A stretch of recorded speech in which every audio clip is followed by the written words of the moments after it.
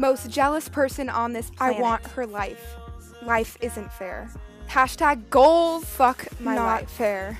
Point to my depression. Goals. OMFG. I hate my life. Why can't we be them? WTF. The depth. Why are they so perfect? perfect? Want her life. This shatters my heart. Not fair.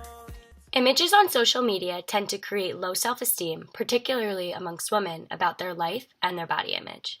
This has always been something that people know, yet seeing pictures of other women in bikinis or on an exotic vacation with their perfect family still alter how some view themselves and their lives.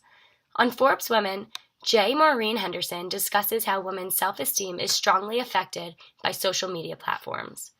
In her article, Is Social Media Destroying Your Self-Esteem? She says, women are now more active than men across major social media platforms.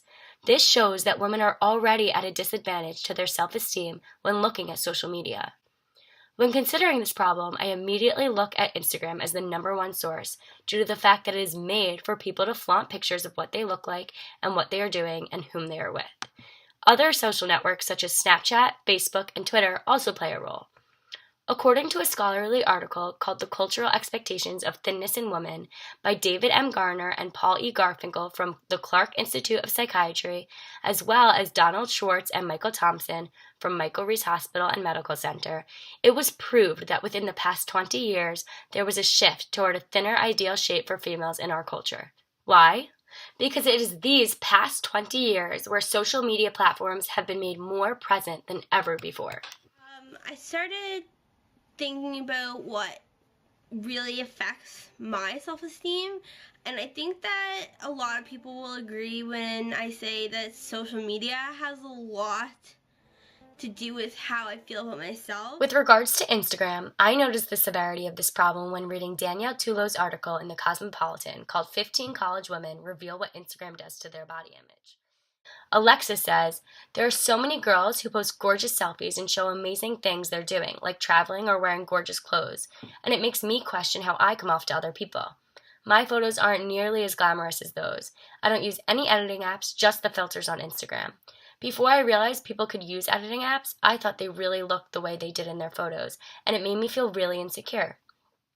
The reason why Instagram plays a huge role in breaking down women's self-esteem is because there is a picture, an image of that person or what they are doing or what they have. That picture creates something real, something you could see and compare with. Jessica Winter makes a great point in her article on Slate called Self-Loathing. She says, a photo can very powerfully provoke immediate social comparison, and that can trigger feelings of inferiority. You don't envy a news story.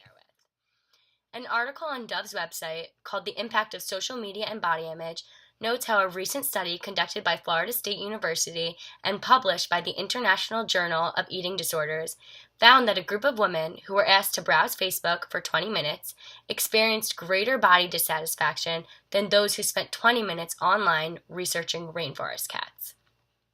The article quotes Claire Maisko, an award-winning author and an internationally recognized expert on body image. She says, social media creates an environment where disordered thoughts and behaviors really thrive. The article explains how girls with eating disorders may view images of thinness as an advertisement for the recipe for happiness, and how validation online can falsely fill the need for acceptance. I wish I was Alexis Wren. On the internet, you can take everything in your life and make it look 1,000 times cooler than it really is. On the internet, you can make yourself look 1,000 times happier than you truly are. On the internet, you can create an image for yourself that has no relation to who you truly are, what you're truly feeling, or what you're going through. It has no relation to who you truly are. I think it's hard to just cut social media out of your life, but I think that if everyone had maybe a better, more positive way of using it. It may seem as though posting pictures on social media is inevitable, and that there's no clear solution to this problem of decreased self-esteem amongst women.